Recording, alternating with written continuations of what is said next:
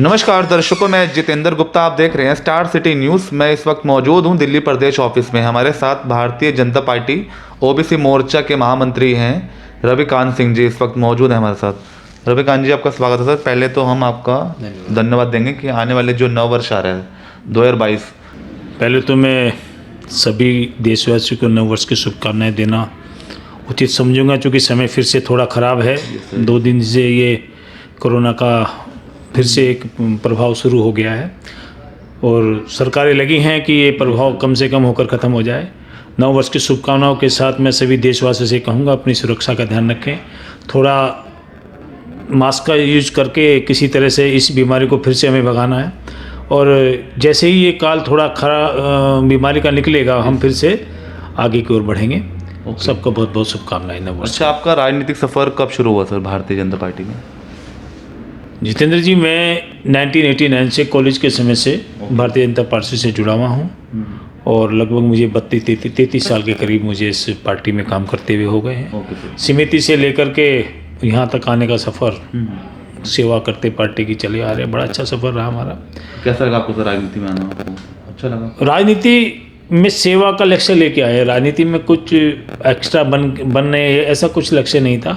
संगठन में हमेशा से काम करते चले आ रहे। जहाँ संगठन ने जो दायित्व हमें दिया उस पर हमने काम किया और संगठन समय समय पर हमें जिम्मेदारियाँ देते रहे हैं। तो अच्छा, दिल्ली में जैसे 14 जिले हैं सर, कैसा संगठन चल रहा है दिल्ली में?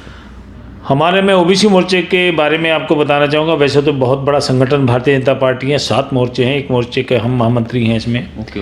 और 14 के 14 जिलों में हमारा गठन है, मंडल स्तर तक गठन है और बहुत बेहतरीन काम भारतीय जनता पार्टी का ये ओबीसी मोर्चा हमारा कर रहा है। जो आदेश संगठन का शीर्ष नेतृत्व का होता है, हम उसे पूरा करने में, समय से पूरा करने में अपना ध्यान केंद्रित करते हैं और मेहनत करते हैं। क्योंकि ये एक पिछड़ा वर्ग जो मोर्चा हमारा बनाया गया है, इसमें जो पिछड़े वर्ग के लोग हैं जिनको न्याय नहीं मिलता था, जिनकी सुनी नहीं जाती थी, भारतीय जनता पार्टी ने इनकी सुनी है और इस मोर्चे का गठन किया है। आज देश के प्रधानमंत्री भी इसी मोर्चे से या इसी वर्ग से आते हैं, ओबीसी से, और उनका बहुत फोकस इस वर्ग के ऊपर है, क्योंकि इसमें बहुत ही परेशानी वाले समाज या जातियाँ कह सकते हैं जिनकी सरकार सुध ले रही है, पहली बार सुध ले रही है। मैं अच्छा रविकांत जी, जैसे कि मोदी सरकार की जो योजना है, क्या उस चीज़ को लेके कुछ लाभ मिल रहा है सर? देखिए, सबसे पहले मैं कहूँगा कि लाभ से पहले मोदी जी ने एक बड़ी काम किया था, जीरो बैलेंस अकाउंट। बिल्कुल। मोदी जी ने पहले से सोच लिया था कि लोगों को लाभ या जनता को लाभ जब मिलेगा जब उनके खाते होंगे। बिल्कुल। और वो 40 करोड़ से ऊपर जो खाते खुले, 100% जो लाभ जनता को पहुंचना चाहिए। कभी एक पूर्व प्रधानमंत्री हमारे कहते थे कि 15 पैसे जनता तक पहुंचते हैं। अब 15 मिनट में 100% पैसा जनता तक पहुंचता है। ओके। एक पैसा, चूँकि ये टेक्नोलॉजी का भी कमाल है और प्रधानमंत्री की दूरदर्शिता का भी कमाल है कि इन्होंने पहले खाते खुलवाए, उसके बाद इन योजनाओं का पैसा और जो जरूरत की चीज़ें उनको देनी थी उसको दिया जा रहा है। मगर ओबीसी समाज जो सर आज पिछड़े वर्ग के लोग हैं, उनको आप किस तरह उनको मतलब इस चीज़ से जागरूक कर रहे हैं? ओबीसी समाज का इस्तेमाल सरकारों ने, दलों ने किया, अन्य दलों ने किया, सरकारें बनाई, लेकिन इनका उत्थान नहीं किया। पहली बार किसी प्रधानमंत्री जी ने ओबीसी समाज के लिए योजनाएं लाए हैं और अच्छे बड़ी बड़ी योजनाएं हैं। यहाँ तक कि आप कोई इंडस्ट्री लगाना चाहते हैं, उस पर 50,000 से लेकर 15 करोड़ तक का लोन ओबीसी समाज के लिए है, जिसमें काफ़ी कम ब्याज पे और उसके अलावा उसमें काफ़ी हद तक छूट भी सरकार दे रही है। अलग अलग योजनाएं हैं, तो वो मैं सारी आपको अभी नहीं बता सकता, लेकिन आप जो गूगल पे सर्च करेंगे तो आपको सारी डिटेल निकल के आ जाएगी। इस सरकार ने पूरा ख्याल रखा है और आज ये सरकार, अगर मैं कह सकता हूँ, भारतीय जनता पार्टी इतना बड़ा संगठन है और ओबीसी समाज का मोदी जी को पूर्ण समर्थन है, तभी इतनी भारी भरकम ये जीत हमें इस पिछले चुनाव में मिली है और भारतीय जनता पार्टी इतनी स्ट्रांग हुई है।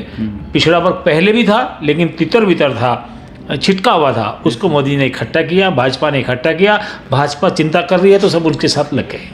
अच्छा, भारतीय जनता पार्टी की सर जो सरकार नहीं बन पा रही दिल्ली विधानसभा, काफ़ी लंबा समय हो गया सर, क्या वजह मानते हैं, क्या कारण रहा? एक्चुअल क्या है कि षड्यंत्र, झूठ, ये सब के पिटारे जो एक आदमी बोल देता है, या कह सकते हैं हम उसको काउंटर, झूठ से तो हम कर नहीं सकते, हम झूठ नहीं बोल सकते, वो झूठ बोल देता है। प्रचार, एक प्रचार उसने माध्यम करता कुछ नहीं है, झूठा प्रचार करता है, पब्लिक उस बहकावे में आ जाती है, उनको लगता है चलो करेगा।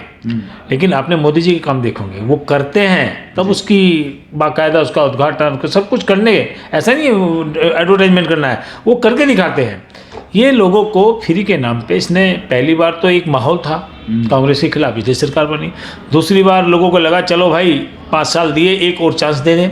इस चांस में आप देख रहे हैं 1000 जो महिलाओं को वृद्धों को वृद्ध पेंशन मिलती थी वो इसने बंद कर दी। और वहाँ जा कर के बोलता है दूसरे प्रदेशों में ये मुख्यमंत्री हमारा कि मैं 1000 पेंशन महिलाओं को अलग से दूंगा, वृद्धा पेंशन अलग से दूंगा। ये चीज़ यहाँ नहीं देता दिल्ली में। दिल्ली में क्यों नहीं देते भाई? आप पहले दिल्ली में दो तब जाके घोषणा करें। तो ये झूठा प्रचार, वहाँ भी ऐसी प्रचार कर रहा है, लोगों को गुमराह कर रहा है।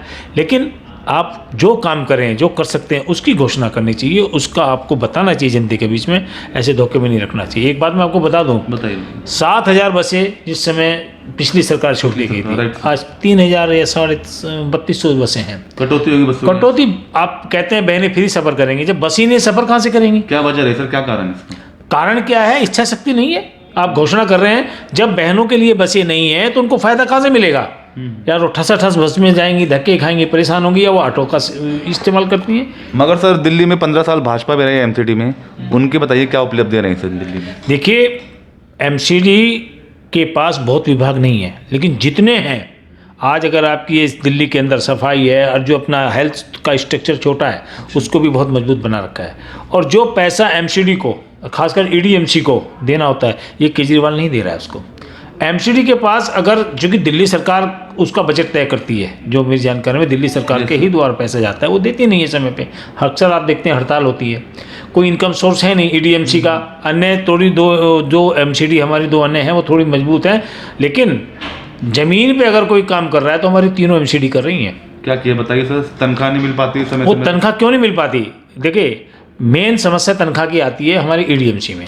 वो सबसे गरीब एमसीडी है, क्योंकि वहाँ पर इतना टैक्स नहीं कलेक्शन हो पाता, जो कि जो सरकार को देना होता है, इनके इसमें से जाना होता है, ये देते नहीं समय पर। और बाकी पैसा ना होने के कारण से कई काम नहीं होते। उसके बावजूद भी हमारे ईडीएमसी ने लगभग 50 नए स्कूल बनाए हैं, जो कि हमारे मुख्यमंत्री ने 5 भी नए स्कूल की घोषणा बता दी है, कौन सी की है, रेनोवेशन करके दिखा दिए। हमारी नई बिल्डिंगें बनी है, टॉप क्लास हैं। कहाँ बनी सर बताइए? ईडीएमसी में कम से कम 50 स्कूल जो हमें बताए गए हैं वो नए बने हैं। हमारे यहाँ इतनी पार्किंग एमसीडी ने बनाई है, इन्होंने क्या किया है? एमसीडी जितनी सब पार्किंग जो एमसीडी बना रही है। एक्चुअल क्या है, जो फंड एमसीडी को मिलना था, तीनों एमसीडीओ को मिलना था, ये सरकार नहीं दे पाती। इससे कई काम हमारे देर से हो पा रहे हैं, लेकिन ये एमसीडी कर रही है। फिर भी आप बताइए, एक मुख्यमंत्री सहयोग, अगर केंद्र सरकार अपना बजट रोक दे, दिल्ली सरकार का क्या काम कर पाएगी? लेकिन केंद्र सरकार तो ऐसा नहीं करती। ये एमसीडी का पर्सन रोक देते हैं। आपकी हेल्थ हो, शिक्षा हो, सब कर रहे हैं ना। तो लेट होने का जो सैलरी लेट होने का जो है, उसका दुख हमें भी, हमारे निगम पार्षदों को भी है। क्योंकि जब कलेक्शन नहीं होगा या पैसा नहीं देगी ऊपर की सरकार है, तो वो कहाँ से देंगे? अच्छा, आपकी क्या एक्टिविटी चल रही है सर? आप एक राजनीति से जुड़े हैं और आप एक समाज सेवक भी हैं। आपकी क्या एक्टिविटी चल रही है? जितेंद्र जी, मेरा तो यह है कि मैं समाज सेवा भी जो भी मुझसे बन पाता है समाज के लिए। पीछे अब कोरोना काल में हमने लगभग बराबर, जिसमें मई में कोई लोग उठकर भी नहीं आ रहे थे, तो हमारी पार्टी का आदेश हुआ कि भाई जनता के बीच में जाना है, जनता की सेवा करनी है। हमने बराबर 1 महीना, मई के पूरे महीने आपके एम्स के बाहर भोजन के काउंटर सुबह शाम लगाए, फल वितरण किए, जो कि वहाँ सब ढाबे बंद थे, रेस्टोरेंट बंद था, लोग बाहर से आते, उनको खाना नहीं मिल रहा। और वो परेशानी जब पार्टी ने देखी, तो हमने 8 से 10 बड़े हॉस्पिटलों पे ये काउंटर हमारे अलग अलग मोर्चों में लगा। हमारी ड्यूटी लगी एम्स के बाहर। सुबह दोपहर को खाना देते थे हम, उसके साथ हम फल फ्रूट, कोल्ड ड्रिंक्स वगैरह जो भी अवेलेबल हो सकता था वो देते थे, और उसके बाद शाम को देते थे। नियमित वहाँ बड़ी लंबी लाइन लग जाती थी, तो उनको डिस्टेंस कर करके हम उनको भोजन देते थे। और भी लोग आते थे समाज सेवी, लेकिन भाजपा ने लगातार 1 महीने, जब तक ढाबे होटल नहीं खुल गए, हमने बराबर भोजन की व्यवस्था की। किसी की हारी बीमारी में, जो कि उस समय कोई किसी को छू नहीं रहा था, हमारे कार्यकर्ताओं ने रात दिन लग करके उन लोगों की सेवा की जिनको कोई छूना पसंद नहीं कर रहा था। किसी की डेड बॉडी थी या किसी घर में कोई बीमार था, हमारे संघ के वरिष्ठ कार्यकर्ता सीनियर कर जिनकी Yes, उम्र sir. उन्होंने घरों से निकल के लोगों की सेवा की। और ये उन्हीं का तो एक पार्टी जनसंघ से निकले लोगों की पार्टी है, उन्हीं की मतलब विचारधारा की पार्टी है, और उनकी विचारधारा को हम फॉलो करते हैं और उनसे हम सीखते हैं, और जो भी सरकार गाइडलाइन जारी करेंगे हम उसको फॉलो करेंगे। बेशक केजरीवाल की सरकार है। तो यह हमारी सीधी बात रविकांत सिंह जी से, स्टार सिटी के साथ मैं जितेंद्र गुप्ता।